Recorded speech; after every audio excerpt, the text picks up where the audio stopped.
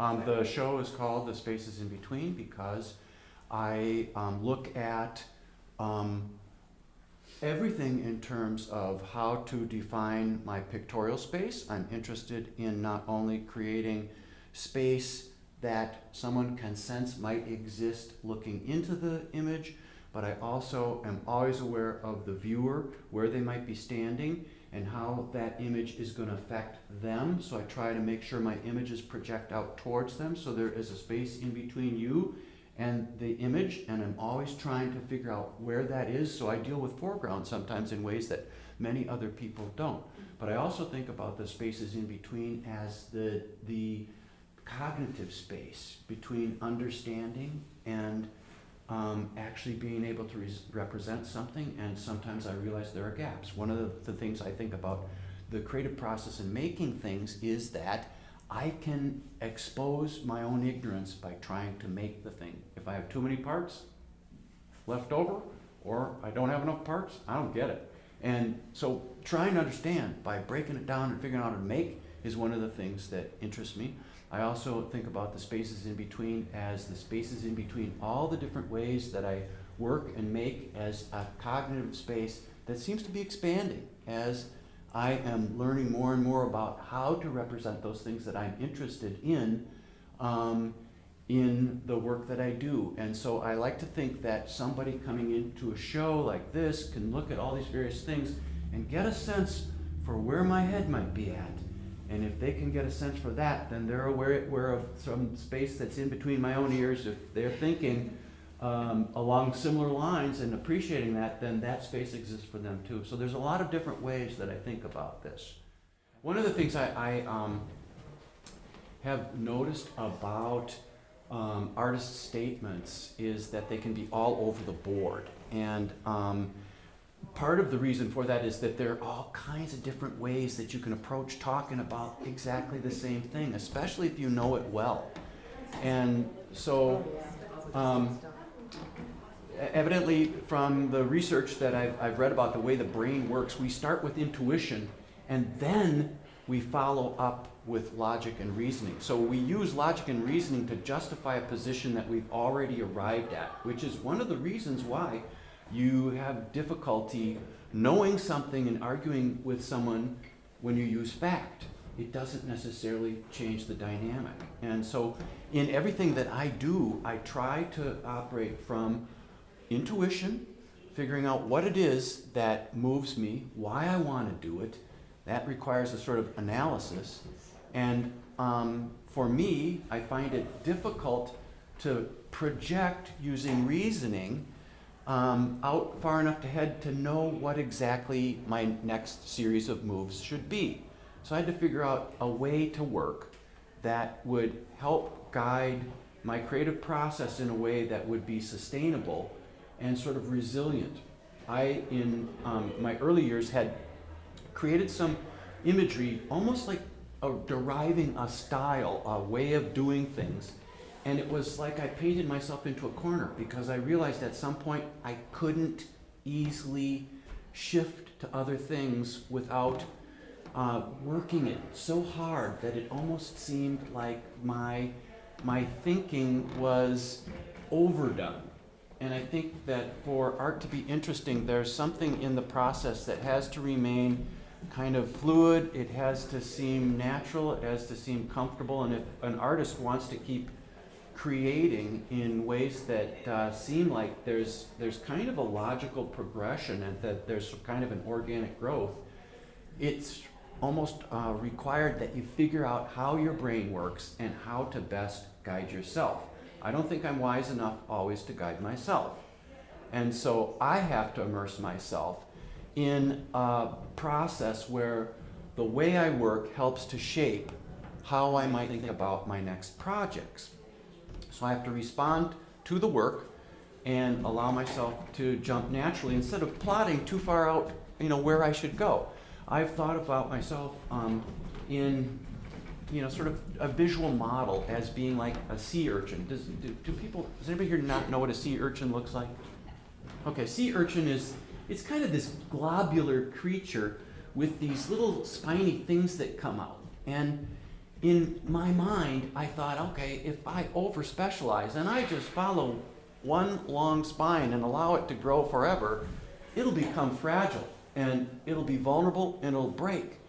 But if I can think about working in a way where all of those little projectile needles of that sea urchin kind of grow in a uniform way, I'll just get bigger and stronger. And so all my fronts will then be protected and I will be more whole. And so one of the things that I did was I started thinking about how my creative mind worked and how my analytical mind worked.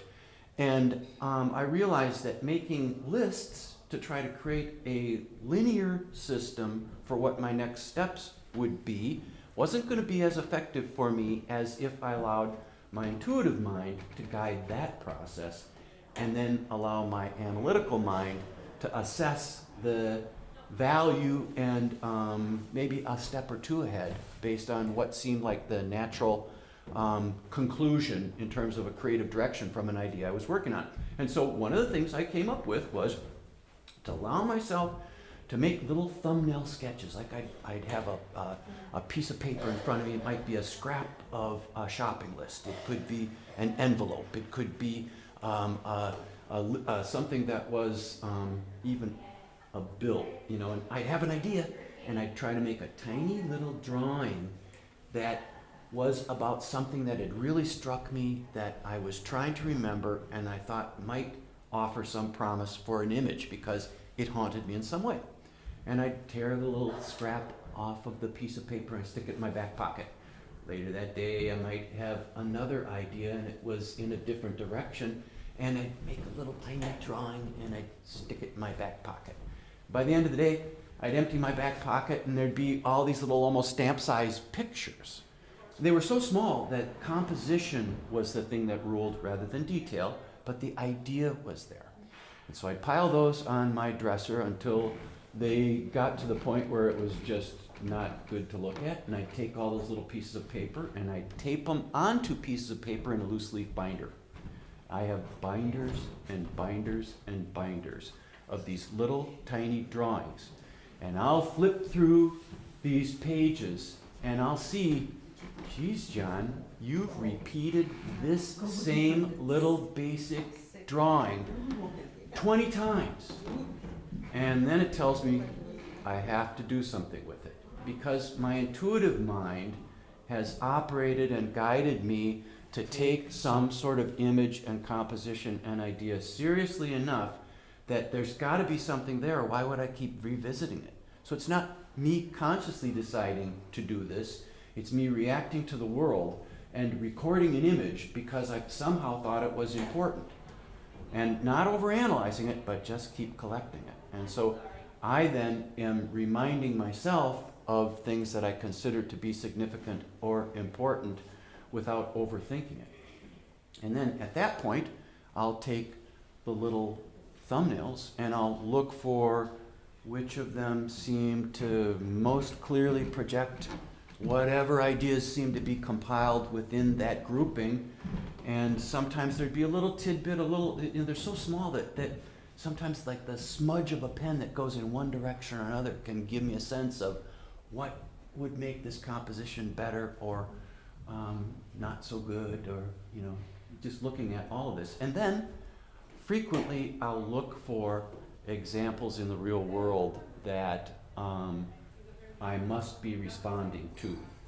And sometimes I know absolutely what the thing was that was haunting me, and it's a very specific place or sort of micro region. Often when I'm making an image, I am responding to how some place has affected me, and there's never one clear spot where I can stand. I'm often walking around or experiencing the place, and then I try to compile the sort of iconic influences that have made an impression and then make an image from that.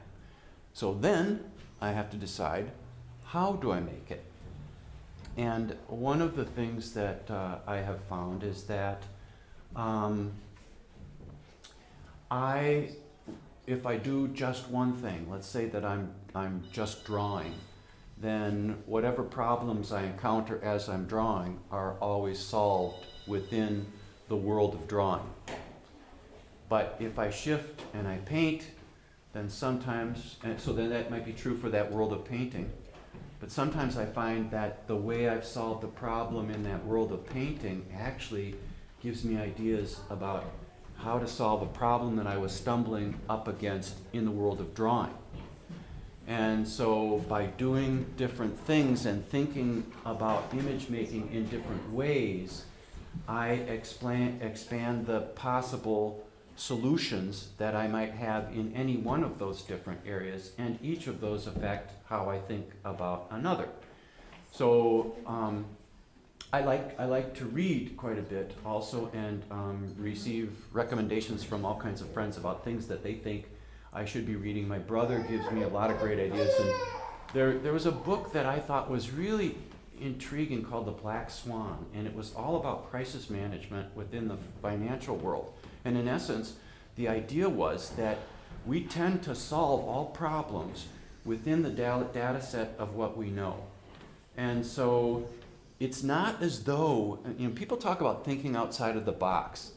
I don't know that we can really think outside of the box. I think we box ourselves into smaller boxes within the box of all the knowledge that we have.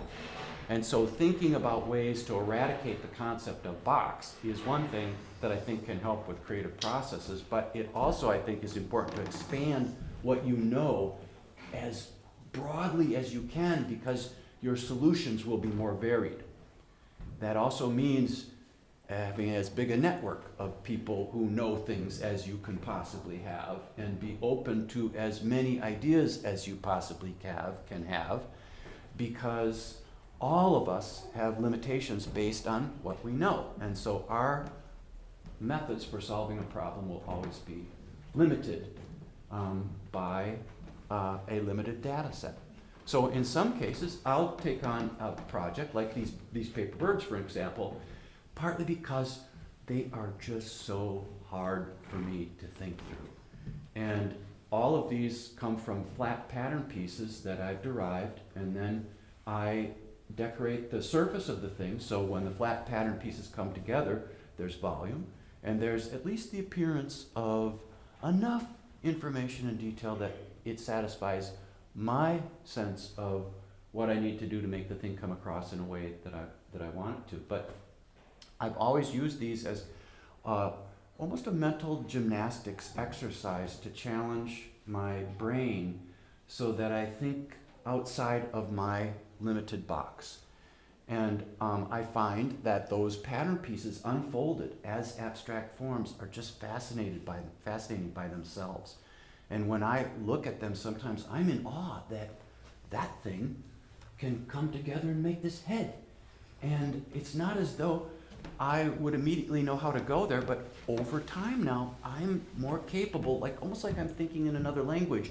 I can look at things and sort of pick them apart and figure out how to deconstruct the thing so that I then could make a pattern that could become a volumetric shape. And so I find my thinking changing. And that for me is a really interesting part of the process. So I realized that by organically just exposing myself to different ways of working, I am also exposing myself to what seem like micro steps, but logical, creative, new ideas that always jump from whatever project I'm working on. And that's one of the ways that I keep getting ideas. And it seems to me like I'll never run out of ideas. I'll never run out of creative energy. I've got a long, long list of projects, and some of them started, that take me in new directions. And yet it strikes me from what I'm seeing that there's also a philosophical consistency to all of it. So everything is a John Miller. And that's also one of the things that I'm interested in. I'm interested in sort of self-examination. What is my thinking process all about? And what is style? What is craft? What is art? So I've done some travel, but I wouldn't say I'm a really well-traveled guy. My dad was a writer. loved writing. I shouldn't describe him as a writer. He loved writing. And so he was constantly thinking about writing and had all of us read books on how to write well. And one of the things, he said many things that have guided a lot of my thinking, but one of the things he said to me was that a good writer, so I've translated everything that he has told me into my art world, but he said a good writer can write about their own backyard and inform people about the world. And so I have that also as a kind of philosophical perspective, to work with what I know, even while I might be thinking about a lot of things that are not parochial, but I can use, what I know in my sort of more regular travel regions to express. And I'd say with everything I do, there's structure and there's function. And structure is composition. So, for example, there might be something that I realize that really fascinates me, and it's because of the form itself. It could be a dead tree. Okay, might be a dead tree. But there's a point where I make a decision about whether or not it's all structure, and that's all I really want to communicate, or do I also want to communicate how I feel about this, how I felt when I first encountered this, what my mood was like, and it could be what the weather was like, what it smelled like, how hard I had to work to get there. All of that is emotion. That's color. And so color is a way of layering on another world of content that can be independent of structure, but I try to seamlessly meld those things. So sort of structure and function, how you might feel in looking at the thing, is part of the whole package. And so sometimes the things I've seen, totally unrelated to the color that you ultimately see in the thing, but I realized that I felt this way in seeing this. What are the best colors or the best time of day, the best light to convey that, even though that's not what I actually saw when I was encountering this thing, it's what I felt. And so many of the things I'm making, they can be from the creative side, they're independent of like time of day, or it could be even season, because it's a compilation of experiences. And I just want to add one more thing that's part of this for me. And I want to tell you, I have a background in both science and art. I have a zoology degree and I have an art degree, and I am hesitant to talk in terms of things like magic. But there's magic for me in art. And I'll use that language partly because I know of no better way to talk about it. But and I'm sort of exposing myself here, I guess. I think that the things that we think about, the things that are influencing our daily life, it could be even the things you're reading, or things that are happening in your life, like your parents dying, all kinds of things can wind up becoming information that becomes infused in the thing, and even though a viewer can't directly pull it out, it affects and informs what I put in, and I think it affects and informs what you might experience, and that's part of what I consider to be the magic. There's a book I had read years ago called Zen and the Art of Archery, and one of the little stories in there that really appealed to me was this master archer was watching as a student was struggling, and the student just couldn't get the form quite right. Master comes over, picks up the bow, and just goes through the proper technique, releases, boom, hits the target, hands the bow back, and this novice starts shooting better with every shot thereafter. And it was implied it was because the master touched the bow.